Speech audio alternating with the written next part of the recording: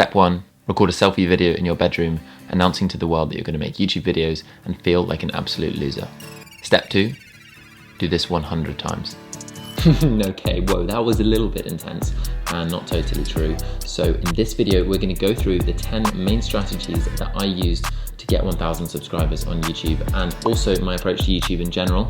You might find that some of these things apply to any venture that you have in business or in life. So let's get straight into it. The first thing that I wanted to put on this list is this idea that you don't need to know where you're going to get started, because this is something that I kept very close to heart when I started my YouTube channel. I just wanted to start, and there's all this pressure of thinking, what am I actually going to make videos about? Where am I going to go?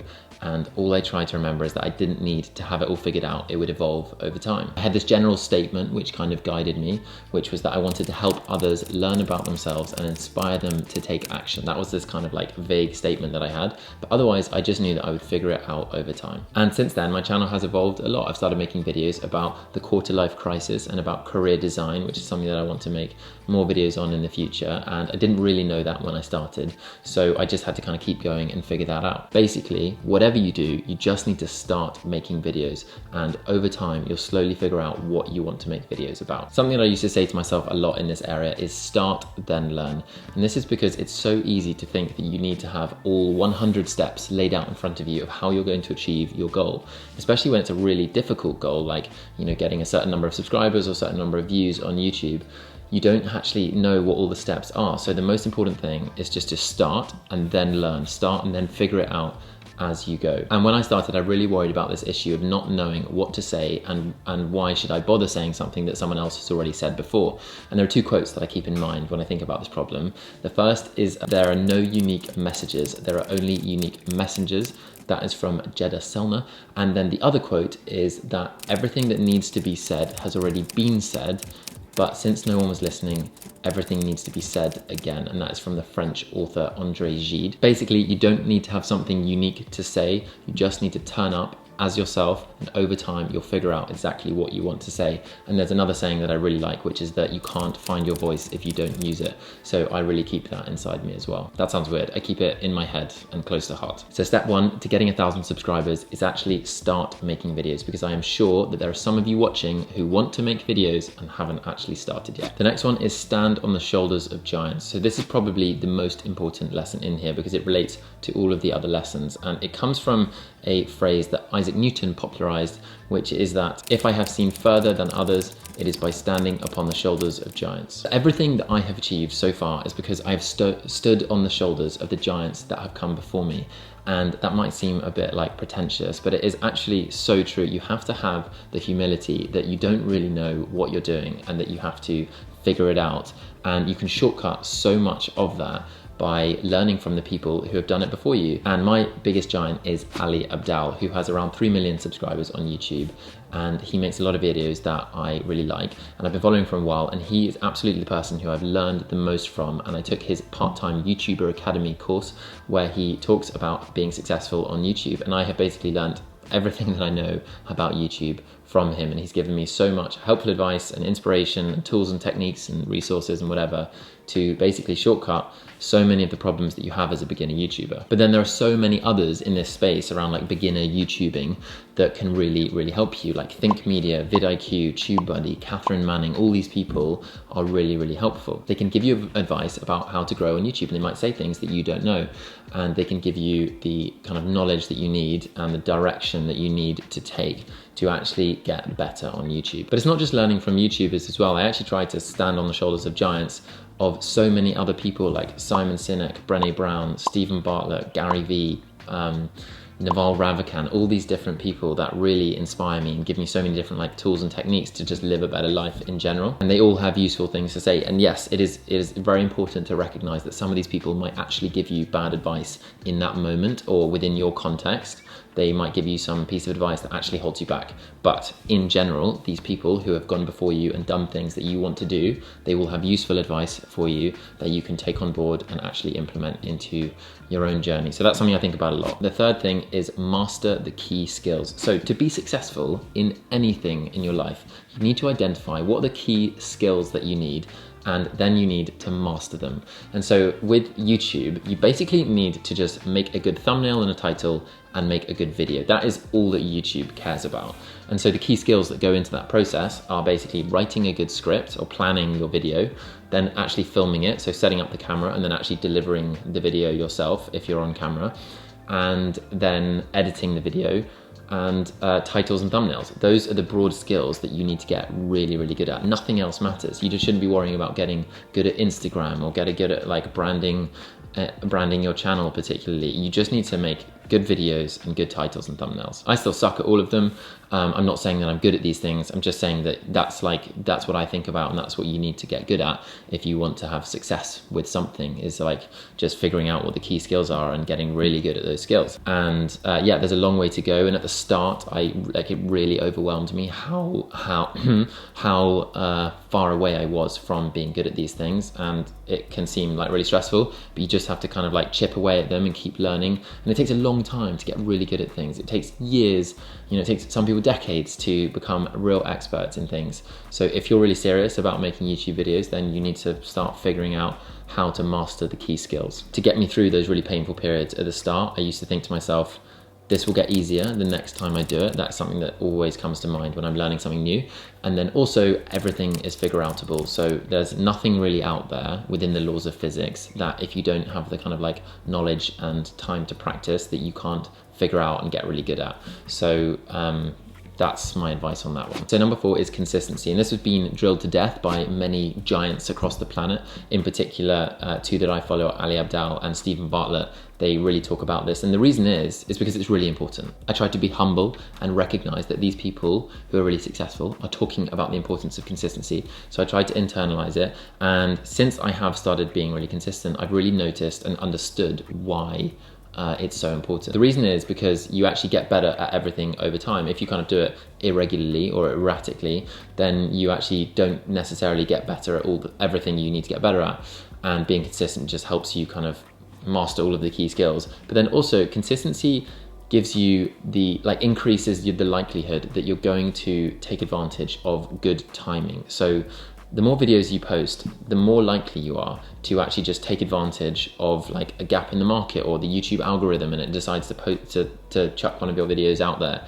If you are irregular and erratic, you're just less likely to take advantage of good timing. It's also particularly important on YouTube because people want to see a consistent creator and they want to keep turning up because consistency creates like a sense of community and engagement, and that kind of thing is really important on YouTube. There's another thing that I keep in mind in this area, which is from Adam Grant's book Originals, and it's that when it comes to idea generation, quantity is the most predictable path to quality. So I think about this in terms of the ideas that I come up with for my YouTube videos, and also for my channel direction in general, like what I want to make videos about. And I know that I just have to make loads of videos if I want to get good, because all the research suggests that if you ever want to get good at something, you just have to do loads of it. And that's why consistency is so important, because it forces you to actually get better. I'm rambling. Consistency is really important. We all know that. I've made a video on it, which you can click on here, but moving on to the next one. Number 5 is do it with others. So there have been loads of people who've been amazingly helpful for me on my YouTube journey, but one person really sticks out, and that is Ahmed, who I met because at the start of my YouTube journey, I posted on Instagram saying that I am making YouTube videos now, and it was quite embarrassing and I was quite stressed. But a friend of mine said that her brother was also doing the same thing. And so she put me in contact, and it was Ahmed. And since then, it was around November, since then we have basically messaged every single day and about like our YouTube journey, and about what videos we're making and about what problems we've got. And we started a podcast, which by the way is a great place to find out the actual like ins and outs of our week to week. We kind of talk about like what videos we're going to make that week and how it's all going. And Ahmed basically was really, really helpful for me in 2 reasons, other than just being a good friend and an amazing person that I've met.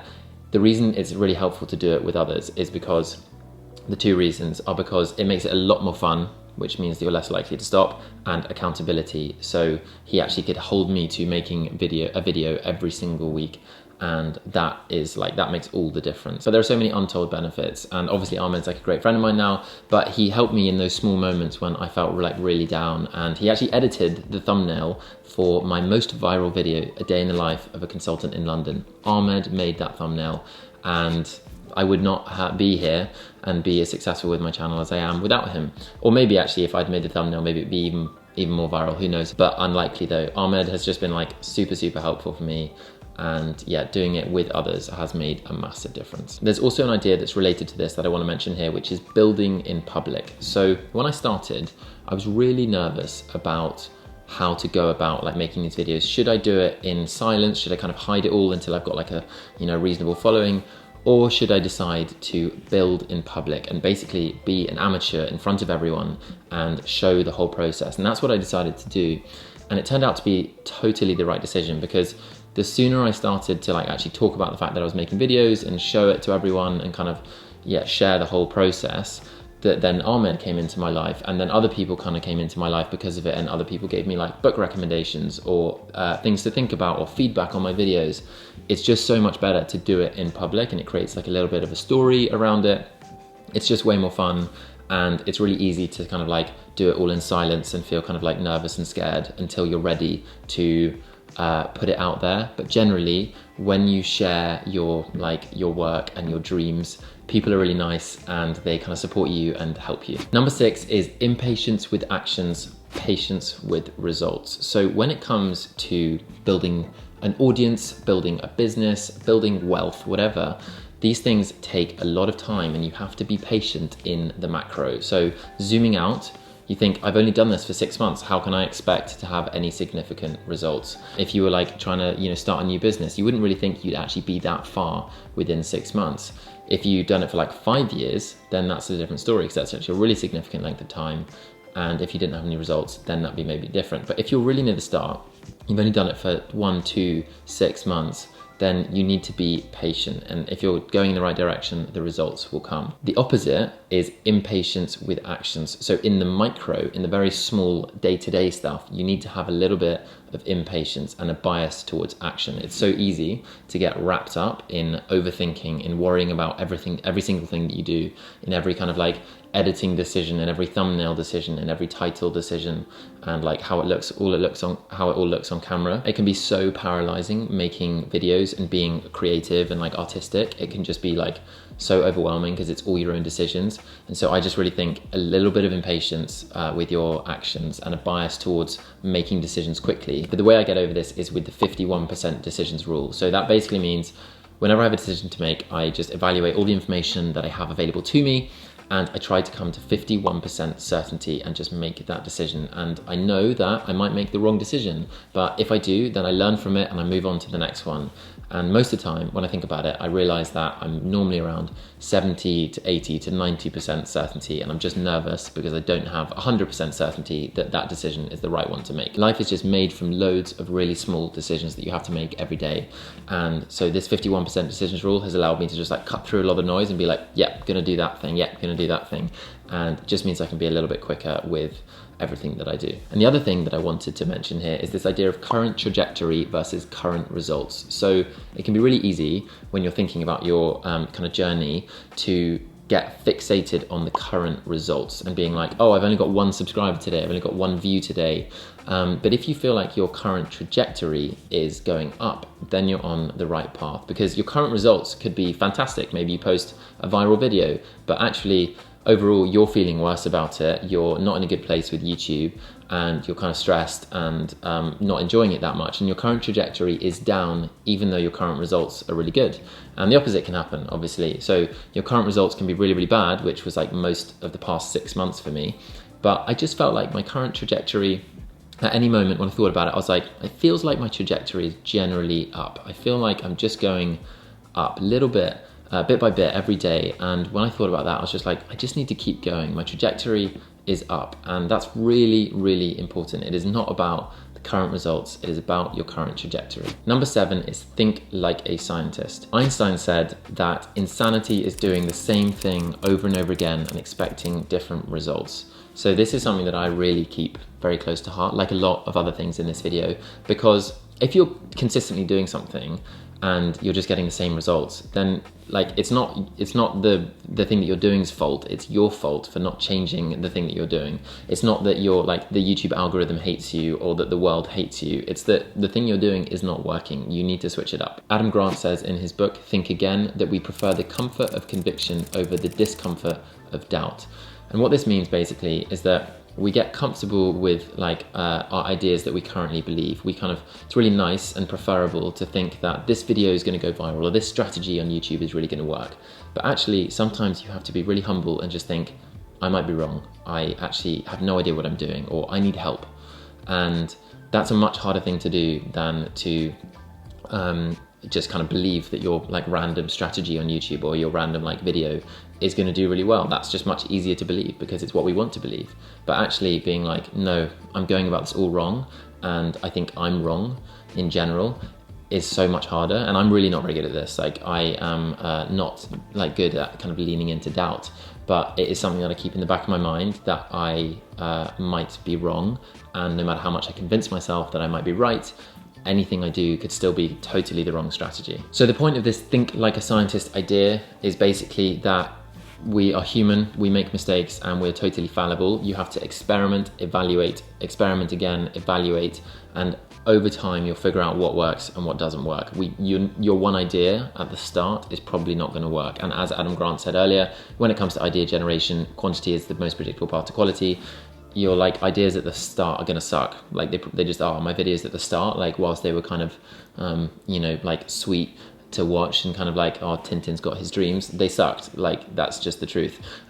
People didn't want to watch them, or like loads of people didn't want to watch them, and not many people will ever want to watch them because they're just not that great videos. Maybe this video sucks as well, I don't know, and it could be totally the wrong thing to be doing. Like my day in life, the day in the life of a consultant video that popped off, like that was just lucky. That wasn't like, it was a bit of an experiment because I hadn't done that yet, and I knew that I was doing an experiment, but I didn't think, you know, this is definitely going to work. It was just something that paid off. So I try and think like a scientist as much as I can. The next thing is the circle of control. And the circle of control is a decision-making tool to help you process information and make decisions. And it basically means everything inside the circle is in your control and everything outside of the circle is, outside of your control. There is a lot you cannot control about YouTube. Basically anything that is exciting and that you care about, like views, subscribers, watch time, you can't control it. And the only thing that you can actually control is making good videos and good titles and thumbnails. And I used this like technique, the circle of control, a lot at the start of my journey because there are so many painful moments where you feel like you're really stressed about what people might think and what gear you have and what editing software you should be using and where to film your videos and all these like really difficult decisions that you're making. I just thought, what can I control and what can I not control? And it just allowed me to filter out all the noise and just focus on getting better, keeping going, and trying to like ignore as much of the pain of YouTube as possible. The things that you can control is just getting better at making videos and titles and thumbnails. And so the two stats that you should look at in the YouTube Analytics Studio are just click-through rate and average view duration. Those are basically the only ones that are actually important, and try and post 1 or 2 videos every single week. Another concept related to this idea of controlling things is stacking the deck in your favor. And so you cannot actually impact how many views you get or subscribers you get or watch time that you get. But what you can impact is the probability that you will get more views, more subscribers, etc. So you can do all the little things that you can to increase that probability that your video will get more views. So you can do like make better thumbnails, you can learn to get better at editing, you can get a better camera, you can do all these different things, you can make your background nicer. These are things that just like over time slowly stack the deck in your favor and will hopefully allow you to get a higher probability of getting more views on YouTube. Number 9 is the Pareto principle. So this principle states that 80% of the consequences come from 20% of the causes. And so businesses often think about it in terms of like 80% of the sales come from 20% of the customers and things like that. On YouTube, basically 80% of your views come from 20% of your videos. And in my case, it's actually 70% roughly of my views come from 2% of my videos, which is this one video, The Day in the Life of a Consultant, which is basically bringing in way more subscribers than any other video. And it's just goes to show that like you don't need to get to 100% of trying to get 100% of the results. You can just focus on the 20% that is going to get you the 80%, and that's the most important thing. And how do we actually apply this to YouTube? You need to focus on the thumbnail, the title, and the first 30 seconds of the video. That is the 20% of your effort that is going to get you 80% of the results, because so many people are lost in that short process where the video is shown to someone on YouTube and they ignore it, or they don't like the title, they don't like the thumbnail, or they click on the video and then they don't like the first 30 seconds and they ignore it. In that short time frame, that is where the majority of viewers are lost. So basically, don't try and put in 100% effort and get 100% of the results. Try and focus your efforts on the most important 20% to get 80% of the results. And that is just front loading your effort to the title, thumbnail, and first 30 seconds of the video. The rest of the video is obviously still very important to build engagement and build an audience and a community and all that kind of thing. But in terms of getting new viewers and getting attention and traction, it's focusing on those three things. See, look, I still suck at making videos. The sun's coming in, it's way too bright in here, and I'm recording and I can't be bothered to change the camera. Researchers consistently point towards courage as being a high-performing trait, and when it comes to things like making YouTube videos, it is really scary, and you can feel like people are judging you, you can feel like you're going to look silly, you can feel like you are going to be ruining your career by putting your face on the internet and things like that. It can be really scary, but Mark Twain famously said that courage is resistance to fear, mastery of fear, not the absence of fear. So I feel scared a lot of the time. I feel worried about what this is going to do to my relationships, to my career, to loads of different things, and what people think of these videos. But I try to be courageous. I try fight through that fear, because I know that on the other side of the fear is where all the excitement is and where all the magic is. I know that from the previous experience I've had now with this in the past 6 months, every single video I've made has been a good decision and has led to good things, and just keeping going with it has been so difficult and taken a lot of courage, but it has been by far one of the best decisions that I've ever made in my life. So if you're watching and you want to make videos, try and be courageous. There's no point trying to convince yourself that you shouldn't care or that it's not scary, because it is. The thing that you should work on is trying to fight through that fear and manage that fear. And courage is the trait that we kind of look to, or should look to try and actually work through that fear. Courage is a skill and a habit, and so it's something that I try and work on and think about, because it requires courage to keep posting videos on the internet, at least for me. And so yeah, if you're stressed, try and find a little bit of courage. So those are my 10 tips. Sorry, quite a long video. Thank you very much for watching if you've made it this far. But if you want the actual ins and the outs of my journey, then check out my podcast with Ahmed. It's called Becoming YouTubers, and we talk about our week to week of this journey.